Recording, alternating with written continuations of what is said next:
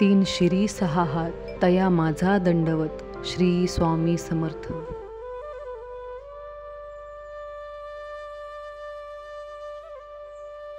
आज गुढीपाडवा आहे. मराठी नवीन वर्षाच्या हार्दिक शुभेच्छा सगळ्यांना. दरवाजाला तोरण लावून घेतलं. आंब्याची पानं आणि लिंबाचा ढाळा. गुढीपाडव्याच्या दिवशी याचा मान असतो. तर हे कशासाठी? आंब्याची पानं चैत्र महिन्यात नवीन पालवी फुटते, तर हे नव्या सुरुवातीचं प्रतीक. आणि कडुलिंबाचा पाला, मागील कडू आठवणी बाजूला ठेवून परत नवीन सुरुवात. म्हणून गुढीपाडव्याच्या दिवशी कडुलिंबाचा पाला आणि गुळ खोबरं हे खाल्लं जातं.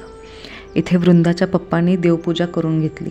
त्यानंतर आम्ही गुढी उभा करून घेतली. त्याचं शूट काही घेता आलं नाही, खूप गडबड झाली, त्यामुळे इथे फोटोज लावले. गुढीपाडव्याच्या हार्दिक शुभेच्छा. हे नवीन वर्ष तुम्हा सगळ्यांना आनंदाचं, भरभराटीचं, समृद्धीचं जाऊ, हीच स्वामींच्या चरणी प्रार्थना.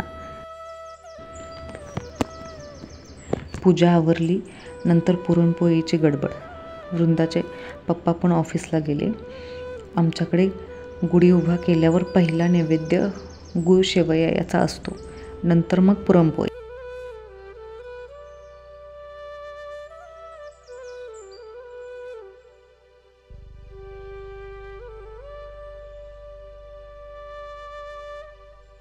डाळ शिजवून घेतली होती. नंतर त्यात गूळ घातला आणि चिमूटभर मीठ टाकलं आणि त्याचं पाणी सुकेपर्यंत शिजवून घेतलं.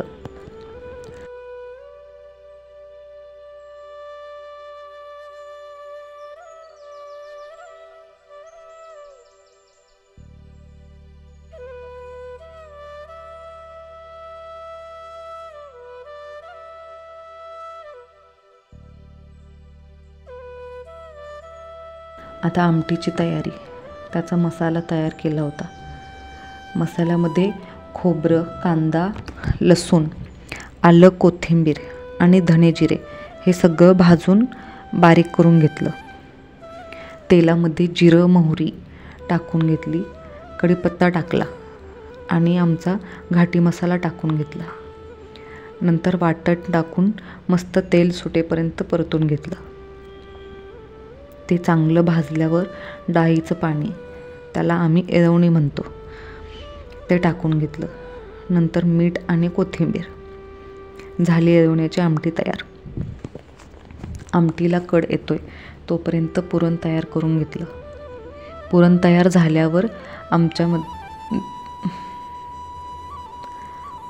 झाल्यावर त्याच्यामध्ये वेलची, जायफळ, बडीशेप, सुंठ याची पूड टाकून चांगलं मिक्स करून घेतलं.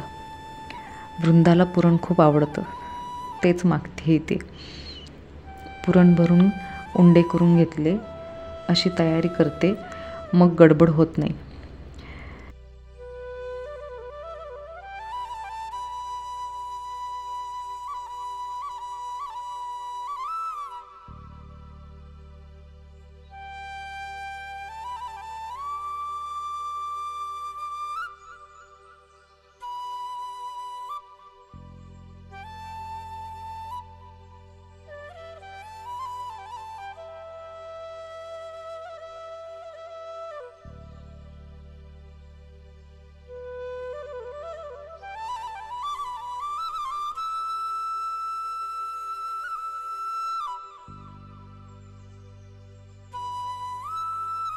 देवासाठी पहिली करून घेतली, नंतर आमच्यासाठी.